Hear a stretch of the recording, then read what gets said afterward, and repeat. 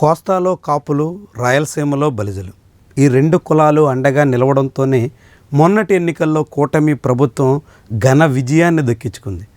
అలాంటి ప్రభుత్వంలో అధికారం వచ్చిన తర్వాత బలిజలకు ప్రాధాన్యత తగ్గిపోతోంది అనే మాట బలపడుతోంది. బలిజల్లో అసంతృప్తి పెరుగుతోంది. బలిజ నేతలు ఒక్కొక్కరుగా తెలుగుదేశం పార్టీకి దూరమయ్యేలా కనిపిస్తుంది.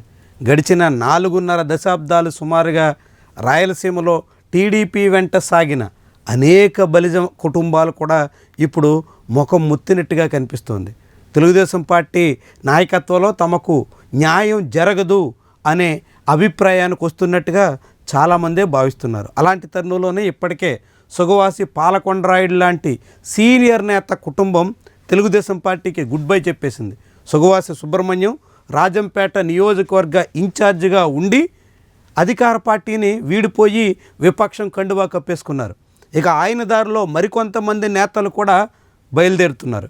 ఒక్కొక్కరుగా ఇప్పుడు అటు రైల్వే కోడూరు, రాయచోటి, రాజంపేట ఇలా 3 అసెంబ్లీ నియోజకవర్గాలు చెందిన కీలకమైన బలిజ కులానికి చెందినటువంటి నేతలు ఒక్కొక్కరుగా వైఎస్ఆర్సీపీ వైపు పయనమయ్యేలా కనిపిస్తోంది. ముఖ్యంగా తెలుగుదేశం పార్టీ నాయకత్వం బలిజలకు విషయంలో ఎటువంటి ప్రాధాన్యత ఇవ్వడం లేదు అనే అభిప్రాయం బలపడుతోంది. వైఎస్ఆర్సీపీ బాటలోనే కూటమి ప్రభుత్వం వచ్చిన తర్వాత రెడ్లకే అత్యధిక ప్రాధాన్యత ఇస్తున్నారు అనే మాట ముఖ్యంగా బలిజ కులస్తులు ప్రబలంగా ఉండే కడప జిల్లాలో కనిపిస్తోంది.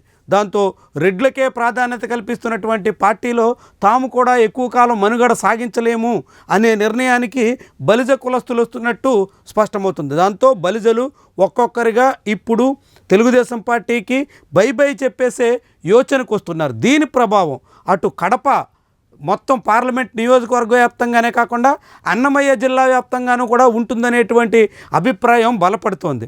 అనంతపురం, చిత్తూరు జిల్లాల్లో కూడా బలిజ కులస్తుల సంఖ్య చాలా గణనీయంగా ఉంటుంది. అలాంటి బలిజ కులస్తుల్లో పెరుగుతున్నటువంటి అసంతృప్తి, అసహనం చాలా తీవ్ర స్థాయికి చేరుతుంది. వాస్తవానికి పవన్ కళ్యాణ్ని చూసి మొన్నటి ఎన్నికల్లో బలిజలంతా ఏకపక్షంగా కూటమికి మద్దతు పలికారు.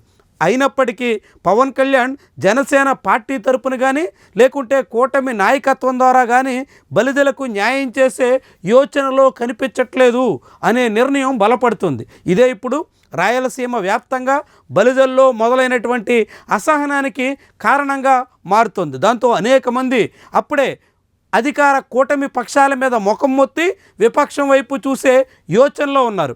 ఇప్పటికే రాజంపేట నియోజకవర్గానికి చెందినటువంటి బలిజ నేతలు చాలామంది వైఎస్ఆర్సీపీలో చేరగా త్వరలోనే రైల్వే కోడూరు చెందినటువంటి సీనియర్ టీడీపీ నేతలుగా ఉన్నటువంటి వాళ్ళు కూడా వైఎస్ఆర్సీపీ వైపు మళ్ళీ యోచనలో ఉన్నారు. అందుకు తగ్గట్టుగా వైఎస్ఆర్సీపీ కూడా వ్యూహాత్మకంగా పావులు కదుపుతోంది. బలిజల్ని దగ్గర చేర్చుకోవాలనేటువంటి ప్రయత్నంలో ఉంది.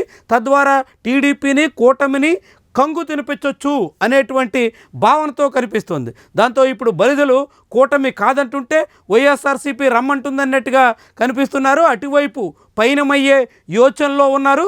మరి ఈ ప్రయత్నంలో వైఎస్ఆర్సీపీ ఎంత మేరకు సక్సెస్ అవుతుంది, లేకుంటే తాము ఇంతకాలంగా నిర్లక్ష్యం చేస్తున్నందుకు గాను బలిజలు గోడ దూకే యోచనలో ఉన్నందున తిరిగి వాళ్ళని సంతృప్తిపరిచే ప్రయత్నంలో కూటమి నాయకత్వం ఎంత మేరకు సక్సెస్ అవుతుంది, ఈ రెండు ఇటు అనంతపురం, చిత్తూరు, కడప ఉమ్మడి జిల్లాల వ్యాప్తంగా చాలా కీలకమైనటువంటి రాజకీయ పరిణామంగా మారే అవకాశం అయితే కనిపిస్తుంది.